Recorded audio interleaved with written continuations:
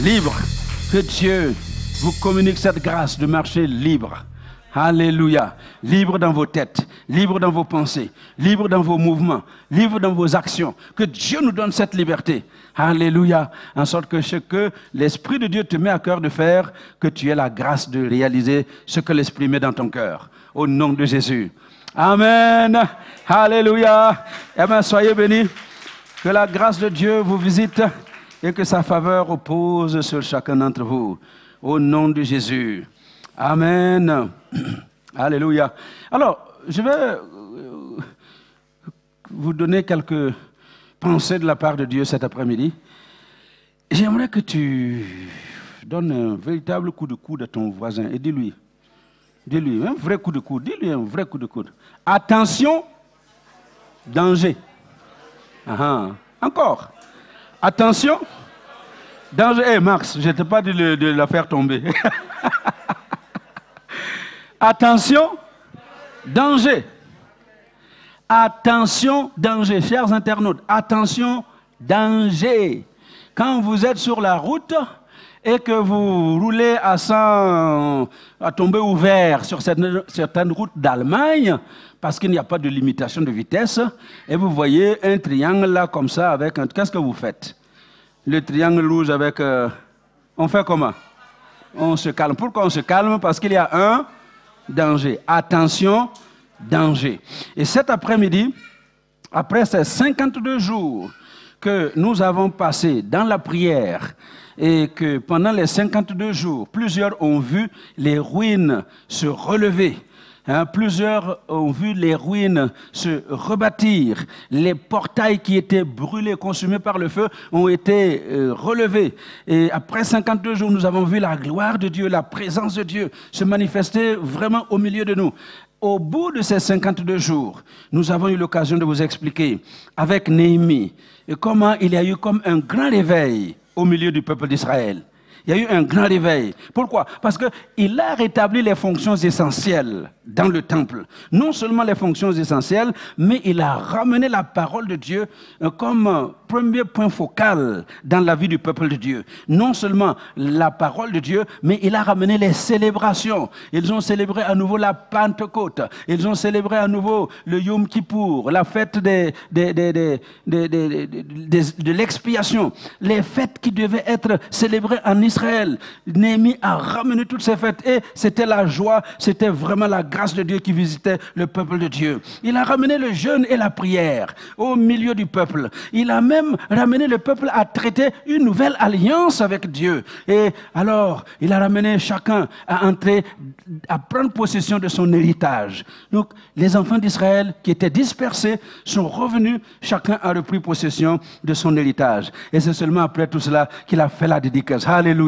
Quel réveil extraordinaire. Israël a vécu un réveil extraordinaire au temps de Néhémie. Amen.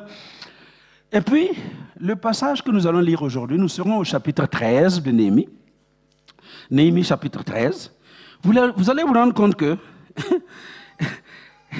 comme on le dit souvent, chasser le naturel, et il reviendra comment? Il va revenir au galop. Donc, Néhémie a travaillé à restaurer les choses. Et tout était bien dans la vie du peuple de Dieu. Un réveil. Le temple fonctionnait à merveille.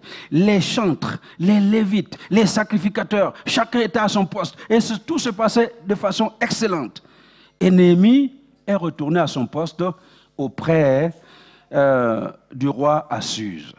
Il est retourné à son poste. Et c'est là où les problèmes ont commencé. Aussitôt que Néhémie a tourné le dos, le peuple est retourné à ce qu'il avait vomi. Oh! Aussitôt que Néhémie a tourné le dos, ils ont commencé à faire les choses qu'ils ne devaient plus faire. Est-ce que ça n'a rien à voir avec la vie du peuple de Christ aujourd'hui? Est-ce que ça n'a rien à voir avec la vie de l'Église aujourd'hui? Il est parti, il a dit « je reviens bientôt ». Et puis, pour certains, je reviens bientôt, ça voulait dire dans les quelques 10 ans après son départ, il allait revenir. Certains pensaient qu'il allait même revenir du jour au lendemain. Et puis d'autres imaginaient que non, pendant le 1er siècle, il allait revenir. Et ça fait maintenant 2021 ans. Et il n'est toujours pas revenu. Et vous savez ce qui se passe? Beaucoup de chrétiens sont retournés à ce qu'ils ont vomi. Comme s'ils disaient, ben, le Seigneur, bon, finalement, ne pense pas qu'il va revenir. Alors, quand vous lisez les histoires du peuple d'Israël, ne voyez pas ça comme du passé lointain. Mettez-vous dedans et vous allez vous rendre compte que nous ne sommes pas mieux que le peuple d'Israël. Et c'est exactement ce que nous allons voir. Alors, c'est tout le chapitre 13 de Néhémie, mais je ne vais pas tout lire. Je vais vous laisser prendre quelques extraits au fur et à mesure que j'avance, pour que nous comprenions que nul n'est à l'abri de faire un pas en arrière. Vous m'entendez?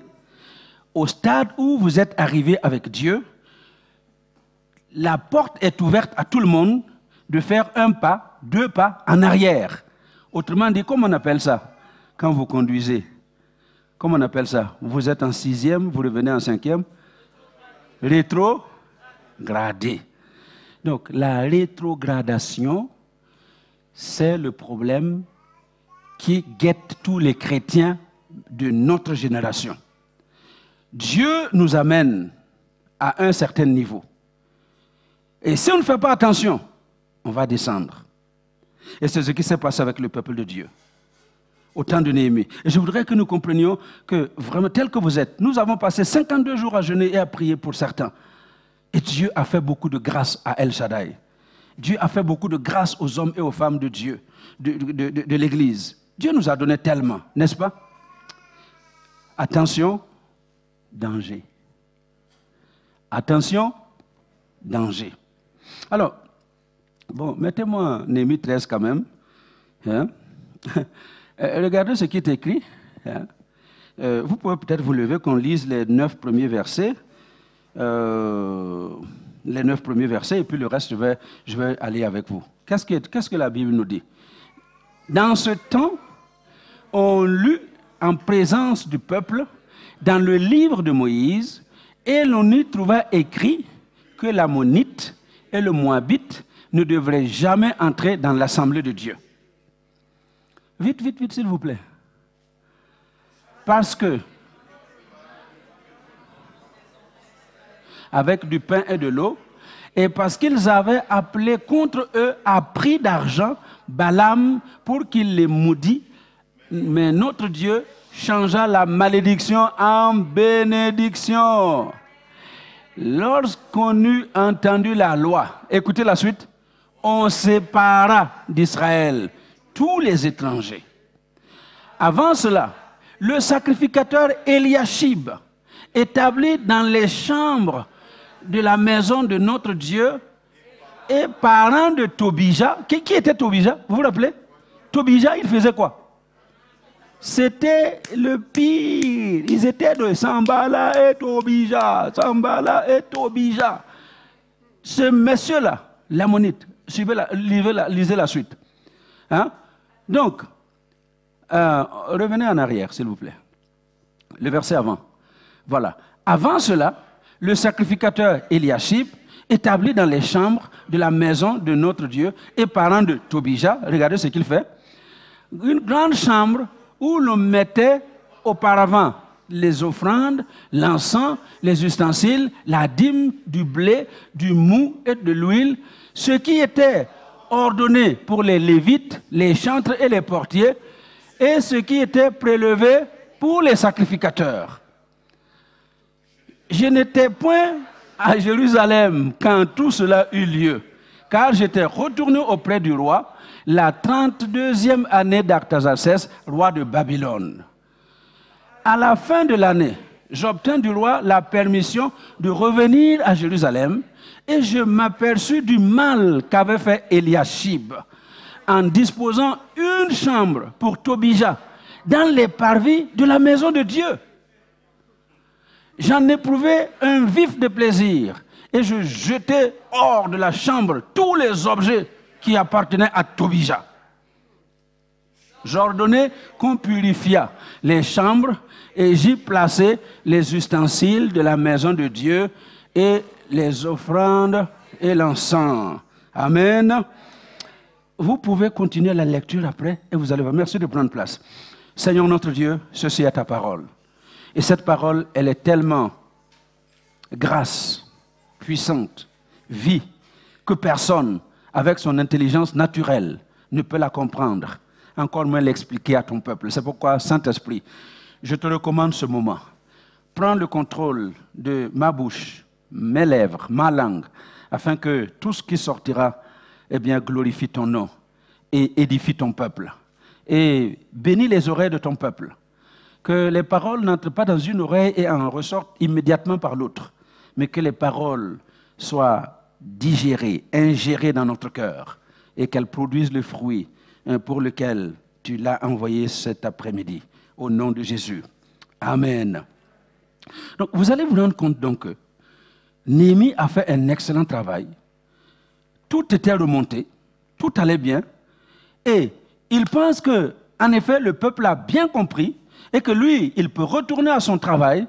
Et aussitôt qu'il est retourné à son travail, vous avez vu ce que le peuple a fait. Et pas n'importe qui, le grand sacrificateur, Eliashib. C'est lui-même qui était là au moment où c'était la bagarre, la bataille avec Sanballat, Tobija et Geshem. Il était là en ce moment. Maintenant que Néhémie est parti, il met à sa disposition une grande chambre. Tobija prend la place, la chambre où était disposé tout le stock qui était destiné aux ouvriers du temple. Et vous allez vous rendre compte plus tard que les ouvriers du temple étaient obligés de retourner chacun à sa propriété. Parce que tout était mal géré. Alléluia. Est-ce que vous comprenez là où je vous disais, attention, danger. Donc quand Dieu vous visite de façon spéciale, quand vous passez un bon programme avec Dieu, et vous vous imaginez qu'il vous a amené à une hauteur, attention, danger. Il y a un danger qui vous guette, le danger de la rétrogradation. Est-ce que vous me comprenez? Il y a combien de gens que vous connaissez ou que vous avez connus qui ont été amenés à un certain niveau de contact avec Dieu et qui ont manifesté des choses extraordinaires avec Dieu. Et quelques temps après, où vous avez vu, où vous avez appris que la personne, un pas en arrière. Et quand vous faites un pas en arrière, la suite, c'est un deuxième pas. Et puis un autre pas. Et puis un autre pas. Et puis au fur et à mesure, c'est un pas, et vous allez vous retrouver loin de Dieu. Vous savez quoi? Dieu, lui, ne bouge pas. Dieu est toujours à sa place. Quand tu entends prier, quelqu'un dire, oui Seigneur, tu es loin de moi, où tu es? Ben, plutôt pose-toi la question, où je suis? Ce n'est pas à Dieu que tu dois lui demander où il est. Parce que Dieu ne bouge pas, il est inchangeable et inchangé, assis sur son trône de gloire, d'éternité en éternité, il ne changera pas. S'il y a une distance entre toi et Dieu, ce n'est pas Dieu qui a bougé, c'est toi qui as reculé. Le jour où tu penses ne plus entendre la voix de Dieu, dis, oh Dieu, où tu es? Plutôt pose-toi la question, où en suis-je avec Dieu?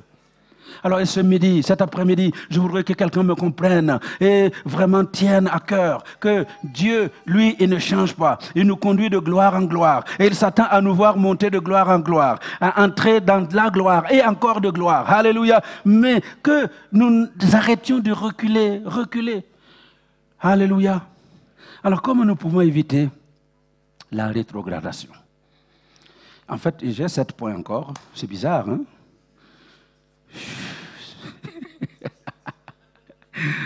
Alors, je ne sais pas, je vous en donnerai 1 ou 2 et puis ensuite on verra le reste plus tard. Alors, ici, Néhémie revient. Et Néhémie se rend compte de l'état dans lequel, ce que vous avez lu, la Bible dit que Néhémie a vu le mal qu'Eliashib était en train de faire. Le mal dans lequel on conduisait le peuple. Néhémie constate ça. Comment il va faire pour rectifier le tir? À la personne à qui tu as dit tout à l'heure, attention danger, dis-lui encore. Tu sais quoi? Dis-lui, tu sais quoi? Tu peux rectifier le tir. Alléluia. Tu peux rectifier le tir. Et cet après-midi, je vais vous laisser les quelques principes qui vont nous amener à rectifier le tir. Qu'est-ce que Néhémie fait? Première chose que Néhémie fait. Et la première chose que je vous invite à faire, c'est obéir à la parole de Dieu dans les moindres détails. Obéir à la parole de Dieu dans ses moindres détails. Il n'y a pas de choses trop petites auxquelles on ne doit pas obéir. Il n'y a pas de choses trop grosses qui soient difficiles à obéir. Ce que Dieu nous donne, c'est toujours de notre capacité. Dieu ne nous ordonnera jamais des choses que nous ne pouvons pas faire. Quand quelqu'un a l'impression que Dieu lui demande une chose insurmontable, c'est que ça ne vient pas de Dieu. Dieu ne nous demandera jamais des choses insurmontables. Ce qu'il nous demande, ce sera toujours du ressort de notre capacité. Est-ce que vous m'entendez? Et quand j'entends notre capacité, j'entends sa capacité à lui. Parce que notre capacité vient d'où? Notre capacité vient de Dieu. Il est notre capacité. Alors quand il nous demande quelque chose, c'est une chose que par sa capacité, nous pouvons faire. Donc la première chose, Néhémie décide d'amener le peuple à obéir à la parole de Dieu dans ses moindres détails. Au verset 1 jusqu'au verset 3 que vous avez lu, vous avez lu avec moi qu'ils ont trouvé écrit dans la loi de Moïse, dans le Pentateuque, et aujourd'hui, je dirais la parole de Dieu, ils ont trouvé qu'il est écrit que l'Ammonite et le Moabite ne peuvent pas venir au milieu du peuple. Vous pouvez lire, trouver le texte dont il fait référence dans le livre de Deutéronome, chapitre 23, versets 1 à 9, qui nous parle des gens qui n'avaient pas droit de venir dans la présence du peuple. Hein, j'avais mis 3 à 9, mais vous pouvez lire déjà à partir du verset 1. Et ils se rendent compte que l'Ammonite et le Moabite ne peuvent pas être là, au milieu du peuple. Et pourtant, eh bien, c'est malheureusement ce que le peuple d'Israël avait fini par faire, admettre le Moabite, admettre l'Ammonite au sein du peuple. Ce que le Seigneur avait refusé. Écoutez-moi bien. Et je voudrais que vous me compreniez. Ce n'est pas de la, comment on appelle ça, de la xénophobie. Hein? Ce n'est pas de la xénophobie. Ce n'est pas une affaire de tribu. Non. Ce n'est pas, comment on appelle là encore ici, hein? Les termes là que les politiciens utilisent. Discrimination, voilà. Ce n'est pas de la discrimination. Parce que vous allez vous rendre compte que plus tard, une certaine lutte moabite va même entrer dans la lignée de Jésus. Vous me comprenez? Donc quand Dieu dit que le Moabite, que l'Ammonite ne doit pas entrer au sein du peuple d'Israël, vous allez quand même mettre une note, hein, que cependant, Ruth, Moabite, est entrée, hein, au sein du peuple d'Israël. Donc c'est pour dire que ce n'est pas de la discrimination. Toute personne dont le cœur est sincèrement disposé, qui croit dans le Dieu auquel nous croyons, dans le Dieu d'Abraham, Dieu d'Isaac, Dieu de Jacob, qui comprend l'appel de Dieu et qui appelle Dieu au secours, Dieu a dit, Jésus l'a répété pendant de son vivant, je ne mettrai jamais dehors quiconque vient à moi. Si l'Ammonite vient à Jésus, si le Moabite vient à Jésus, avec son cœur en entier, Jésus ne le mettrait pas dehors. Donc ce n'est pas une affaire de discrimination. Donc c'est oui, votre tribu là, nous on ne peut pas se marier avec vous. Non, ce n'est pas de ça qu'il s'agit. Vous me comprenez? Alors, Néhémie amène le peuple à comprendre que la parole de Dieu, dans ses moindres détails, il faut y obéir. Et c'est l'appel que je vous lance cet après-midi. Quand nous lisons la parole de Dieu, qu'est-ce que nous en faisons? Nous lisons la parole de Dieu et nous obéissons à ce qui nous arrange, ce que nous aimons bien. Mais les paroles qui sont parfois dures contre nous-mêmes, on n'aime pas y obéir. Comme quelqu'un disait tout à l'heure, après la prédication de Pasteur Marlène ce matin, je vous encourage à aller écouter ce que Pasteur Marlène a dit ce matin. C'était excellent et très fort. Ce sont des choses qu'on dit en s'amusant. Mais vous savez quoi? Ce qui semble être de la plaisanterie prend souvent une tournure sérieuse. Que quelqu'un vienne dire, bon, tu as entendu ce que le message du pasteur Marlène, non? Il faut m'acheter telle chose. Il faut m'acheter ça. On a dit que tu dois m'aimer et que tu dois me faire du bien. Vous comprenez comment on peut tordre la parole de Dieu? Dieu n'a pas dit, Papa Diaf, va dire à ton épouse Lily de faire ça. Dieu a parlé à nous tous. Et ce n'est pas moi qui dois prendre la Bible que j'ai entendue, aller dire à l'autre, Dieu a dit de me faire ça, maintenant il faut me faire. Et d'ailleurs, elle avait si bien expliqué. Ce n'est pas David, après avoir vaincu Goliath, qui s'est promené avec la tête de Goliath, l'épée de Goliath, qui dit, hey, Jonathan, tu vois, non? Et puis Dieu a dit que c'est moi qui serai roi. Tu as intérêt à être mon ami. Est-ce que c'est ce qui s'est passé? Non, c'est Jonathan qui est venu à lui pour traiter une alliance d'amitié. Donc, quand Dieu parle, il parle à nous tous. Donc tous les maris, là, vous qui m'écoutez, j'ai déjà entendu des maris venir dire, pasteur, ma femme est insoumise. Non, Dieu n'a pas dit que c'est toi qui dois soumettre ta femme. C'est à la femme que Dieu a parlé. Femmes, soyez soumises à vos maris. Ce n'est pas toi qui dois dire, moi je suis ton mari, il faut que tu sois soumise. Non.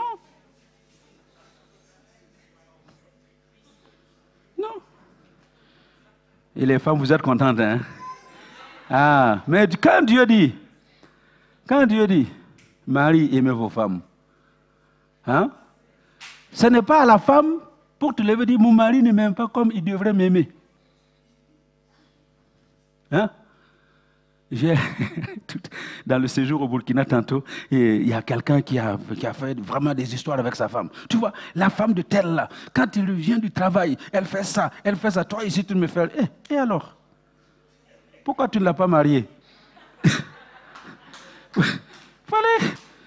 Fallait épouser Josiane qui fait ça à son mari. Toi, tu es venu épouser Marceline. Est-ce que vous me comprenez? Donc, quand Dieu parle, c'est à chacun d'entre nous qu'il parle. C'est à chacun d'entre nous de réagir à la parole de Dieu. La parole de Dieu ne doit pas être une arme que nous devons prendre et puis commencer à frapper sur la tête des gens. Et enfant, mon enfant là, tu as entendu ce que la Bible dit? Tu dois me être soumis. Hein? Si tu n'es pas obéissant, boum. Non, ce n'est pas ça. Dieu parle à l'enfant. Prie pour l'enfant. Qu'il comprenne la parole de Dieu. Et le jour où il comprend la parole de Dieu, il n'a même pas besoin d'entendre tes paroles. Il va obéir parce que lui comprend la parole de Dieu. Alléluia. Et vous les enfants là, je suis blessé, mon père ne m'a jamais dit je t'aime. Et alors? Hein? Alors vous les Africains là, vous ne dites jamais je t'aime à vos enfants. Et alors? Moi on m'a dit je t'aime.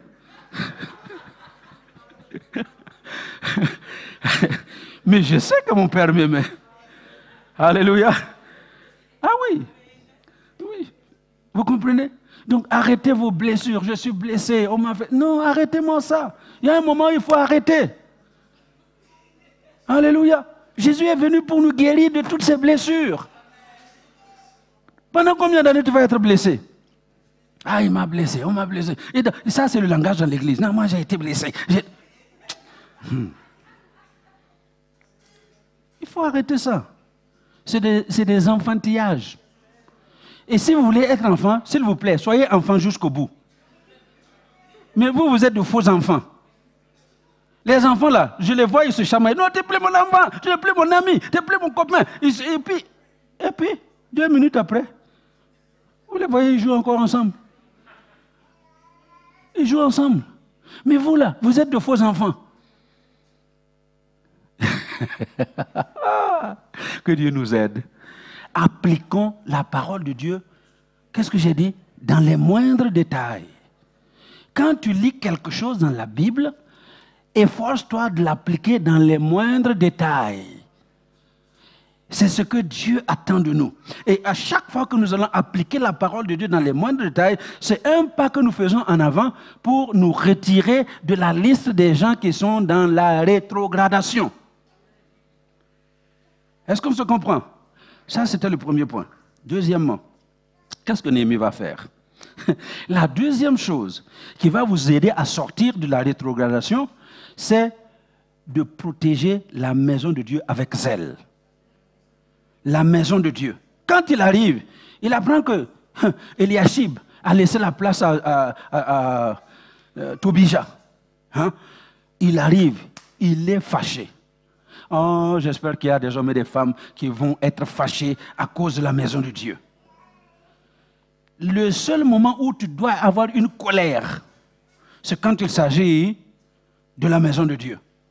Jésus arrive, Jean 2, versets 13 à 17. Jésus arrive au temple et il voit que la maison dont Dieu a dit, ceci sera une maison de prière. Là où on doit se rencontrer pour prier. Là où on doit se rencontrer pour être en contact, en communion avec l'Esprit de Dieu.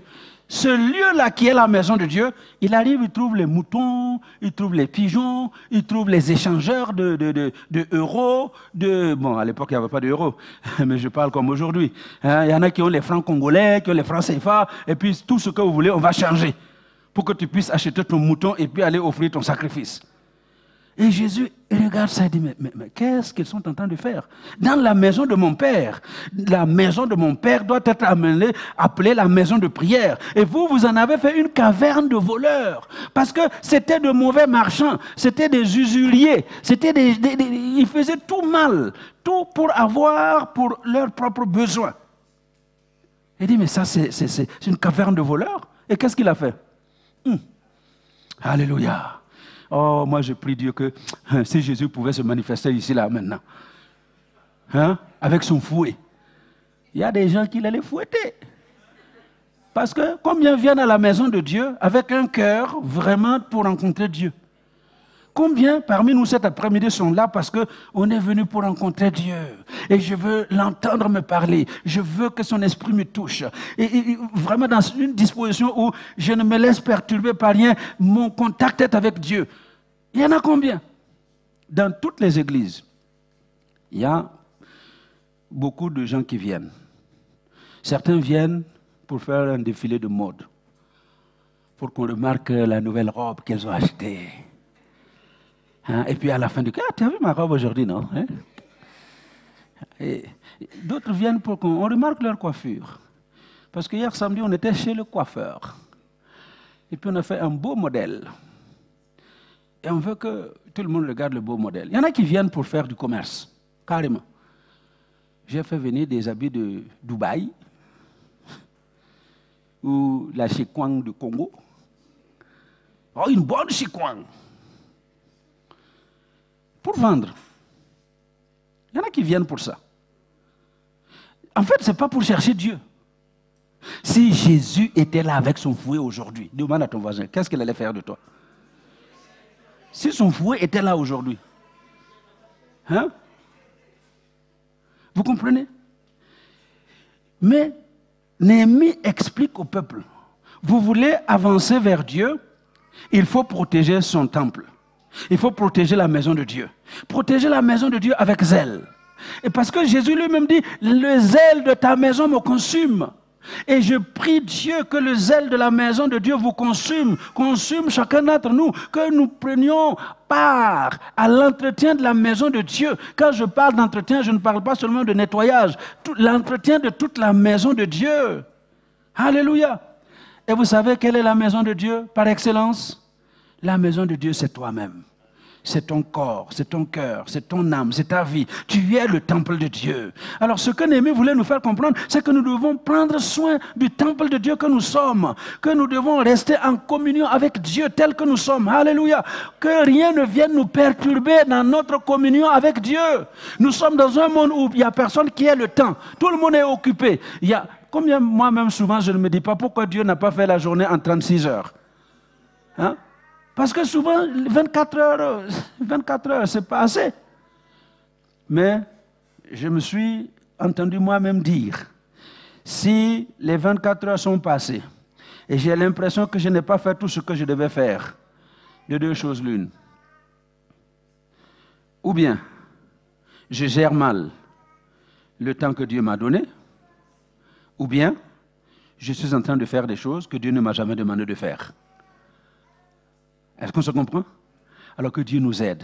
Mais moi, j'ai une formule moi je me dis toujours, personnellement, moi Adama, je préfère faire les choses, même que Dieu ne m'a pas demandé, hein, en surplus. Et un jour, je vais l'entendre dire, mais pourquoi tu as fait ça? Pourquoi tu as fait ça?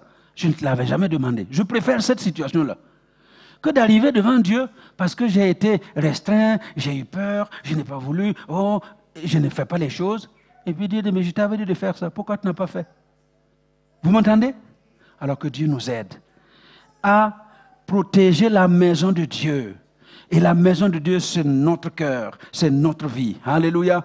Chaque fois que tu vas prendre soin de ton cœur, prends soin de ton cœur, plus que toute autre chose, parce que c'est de ton cœur que viennent les sources de la vie. Alléluia. Prends soin de ton âme, parce qu'une âme abattue, quand l'âme est abattue, tout est abattu. Alors c'est pour ça que c'est très important que nous soyons notre âme, que nous soyons notre esprit, que nous soignons. Je parle de soigner. Soigner, hein, notre corps. Amen. Troisième chose, et je pense que je vais m'arrêter là aujourd'hui. Qu'est-ce que Néhémie a fait pour amener le peuple, hein, sur la bonne voie, pour enlever le peuple de la rétrogradation? La troisième chose qu'il fait, et c'est ce que je vous invite à faire, il s'agit de pourvoir aux besoins du temple. Protéger la maison de Dieu, c'est une chose. Pourvoir aux besoins de la maison de Dieu, ça c'était la chose ultime que Néhémie attendait. Regardez, vous allez vous rendre compte que du verset 10 au verset 13, Néhémie explique que les Lévites, les chantres, les portiers, les sacrificateurs, tout ce qui était en train de faire leur service dans le temple, ils ont été obligés de rentrer chez eux. Parce que Tobija a occupé la maison, la chambre, où il y avait leur provision, et personne ne prenait soin de leur provision. Ils étaient obligés de retourner cultiver pour pouvoir survivre. Donc, le service de la maison de Dieu était arrêté. C'est pourquoi je parle de pourvoir. Et Néhémie va mettre de l'ordre dans cette affaire. Et il chasse Tobija. Alléluia. Oh non, il chasse Tobija. Moi, j'aime Néhémie. Hein? Parce qu'un pasteur qui chasse quelqu'un dans une église, là, vous allez dire quoi? Hein? Un pasteur, il a chassé quelqu'un. Oui? Si tu es Tobija, on doit normalement te chasser. Si tu occupes la place là où la provision devait être et tu n'es pas, tu empêches que cette provision parvienne aux personnes appropriées, on doit te chasser. Alors il chasse. Et puis, alors vous allez voir au verset, c'est au verset 13, hein, je crois. Hein, je vous ai dit, c'est au verset 13. Alors, fin du verset 12. Alors, verset 12. Alors, tout Juda apporta dans les magasins la dîme du blé, du mou et de l'huile. Donc, tout ce qui était la provision des serviteurs, sacrificateurs, lévites, portiers, ils ont ramené à nouveau et on a remis là où on devait remettre. Alléluia. C'est pourquoi j'insiste sur le fait qu'il faut pourvoir. Il faut pourvoir aux besoins du temple. Une église comme El Shaddai, là où vous êtes, a des besoins. N'importe quelle église qui ait un bâtiment, elle a des besoins. Et les besoins ne vont pas, la provision des besoins ne va pas tomber du ciel. Et vous connaissez comment nous, on fonctionne ici. En effet, nous aurions pu prétendre à des subventions de l'État. Mais personnellement, je refuse d'émarger au budget de l'État pour une subvention quelconque. Et vous savez pourquoi? Vous savez, non? Vous ne pouvez pas manger dans la main de quelqu'un et puis lui interdire de venir mettre son nez dans votre vie. Vous comprenez? Allez voir pourquoi l'Occident tient l'Afrique comme ça. Pourquoi l'Occident tient l'Afrique? Les présidents, c'est l'Occident qui doit les installer. Les premiers ministres, c'est l'Occident. Ah non, pas celui-là, prends celui-là. Pourquoi? Parce que l'Afrique est en train de manger dans les mains de l'Occident. Maintenant, quand ils viennent mettre leur nez, oh non, c'est le néocolonialisme. Réveillez-vous, Africains. Si vous ne voulez pas du néocolonialisme, eh bien, il faut commencer à manger dans vos propres mains. Alléluia. Et je le répète, en fait, nous n'avons pas besoin de l'Occident pour vivre. Qu'est-ce qui manque à l'Afrique? Qu'est-ce qui manque? Le continent le plus riche au monde. Et on doit toujours être là, Banque mondiale, venez, FMI, venez, UNESCO, OMS. Je suis en train de... Quand est-ce que nous allons nous réveiller? Quand est-ce que nous allons nous réveiller? Il ne faut pas aller très loin. À l'église, c'est pareil. C'est pourquoi je vous dis, nous n'allons jamais émarger au budget d'un État quelconque pour demander une subvention quelconque. Alléluia. Dieu nous aidera. Le Dieu qui nous a aidés jusqu'ici, il va nous aider jusqu'à la fin. Mais il a besoin de chacun d'entre vous pour pourvoir aux besoins du temple. Alléluia. Amen. Bon, je vais vous faire une dernière chose et puis on part. Alléluia. J'ai dit, qu'est-ce que Néhémie va faire? Il y a un point que j'ai appelé « laisser parler ma fidélité ». Il faut laisser parler ta fidélité, faire parler ta fidélité. Regardez au verset 13, la deuxième partie du verset 13. Je le lis d'ailleurs. Néhémie dit, je confiais, verset 13, je confiais la surveillance des magasins à Shélémia, le sacrificateur. Hein? Lisez à haute voix pour comprendre là où je veux vous amener. Je confiais la surveillance des magasins à Shélémia, le sacrificateur, à Tsadok, le scribe, et à Pédaja, l'un des Lévites, et je leur adjoignis Hanan, fils de Zakur, fils de... La suite. Fils de Matania. Car, voyez la suite, car, qu'est-ce qu'ils avaient? Ils avaient la réputation d'être fidèles. Ils furent chargés de faire les distributions à leurs frères. Alléluia. Ils avaient la réputation d'être fidèles. Ce n'est pas Néhémie qui a fait un concours pour savoir qui est fidèle. Non, leur fidélité se disait de bouche à oreille. Quand on parlait de ces gens-là, tout le monde s'accordait pour dire non, si c'est lui-là, il est fidèle. Si c'est de celui-ci qu'il s'agit, il est fidèle. Et leur fidélité parlait en leur faveur.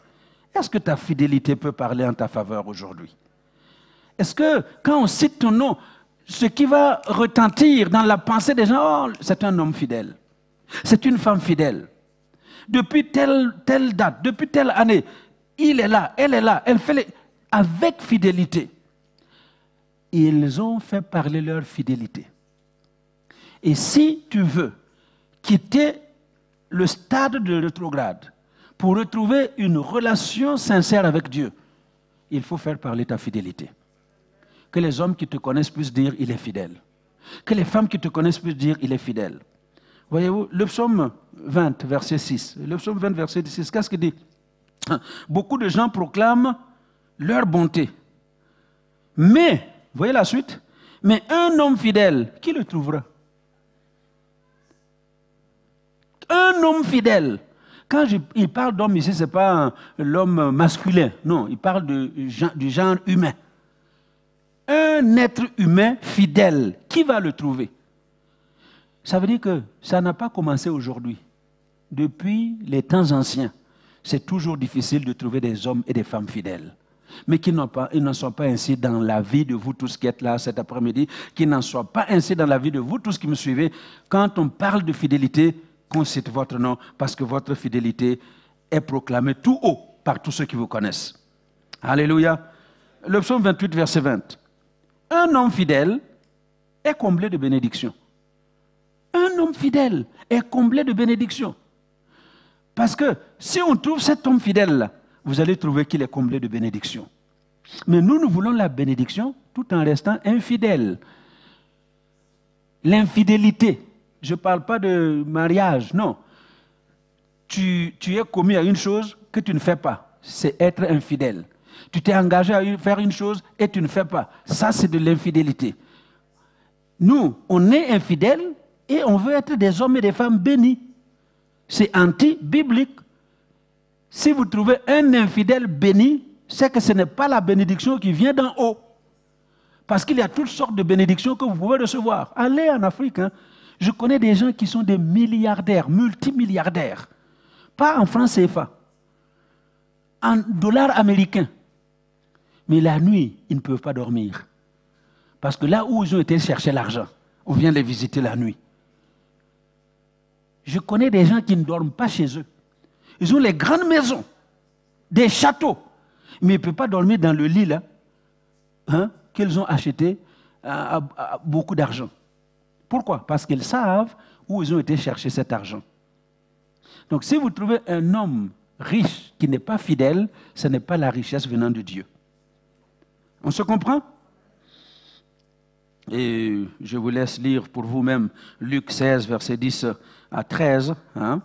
Luc 16, verset 10 à 13, pour soutenir ce point et comprendre que, en effet, si nous sommes fidèles, Dieu prépare de grandes choses pour nous. Alléluia. Celui qui est fidèle dans les moindres choses, l'est aussi dans les grandes. Donc la fidélité, ça commence dans les petites choses.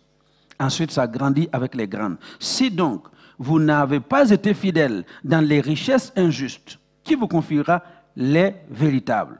Et si vous n'avez pas été fidèle dans ce qui est à autrui, qui vous donnera ce qui est à vous? Et il ajoute au verset 13, « Nul serviteur ne peut servir 2 maîtres à la fois, car ou il haïra l'un et aimera l'autre, ou il s'attachera à l'un et méprisera l'autre. Vous ne pouvez pas servir Dieu et Mammon. » Alléluia. Alors, je m'arrête ici pour vraiment encourager le peuple de Dieu. Attention, danger. Il y a un danger qui nous guette. Et s'il y a des hommes, s'il y a des femmes qui ont compris aujourd'hui que vous avez fait quelque pas en arrière, je ne savais pas pourquoi Dieu m'a montré les boulets là, mais je pense que tout va ensemble. Si vous vous rendez compte que vous avez fait des pas en arrière, et aujourd'hui, vous prenez la résolution de faire des pas vers Dieu, Dieu vous rencontrera. Alléluia. Alors c'est pourquoi j'aimerais prier pour tout le monde. Si tout le monde peut se lever, on va prier avant de nous séparer, parce que je sais que d'une manière ou d'une autre, chacun a quelque chose à dire de sa marche avec Dieu. Il n'y a personne qui peut dire, oui, je suis clean avec Dieu. Parce que plus tu t'avances vers Dieu, plus tu te rends compte que tu dois encore mettre de l'ordre dans certaines choses. Vous me comprenez? J'avais une chemise blanche que j'estimais vraiment blanche, jusqu'au jour où j'ai rencontré une chemise blanche. Et on m'avait donné à l'époque là au Burkina Pierre Cardin, et puis j'étais content avec moi sur Pierre Cardin. Je mettais ça fièrement aux grandes occasions. Et je croyais que j'avais la chemise la plus blanche du Burkina. Et un jour, un missionnaire est venu avec une chemise blanche. La mienne là, c'est devenu comme la chemise de Maman Lili. Quand vous allez vous avancer vers Dieu, vous pépélez là, oh, je suis bien, je suis quoi, avec moi, c'est avec Dieu. Tu t'avances vers Dieu, tu te regardes, je suis sale. Je suis un homme avec les lèvres impures.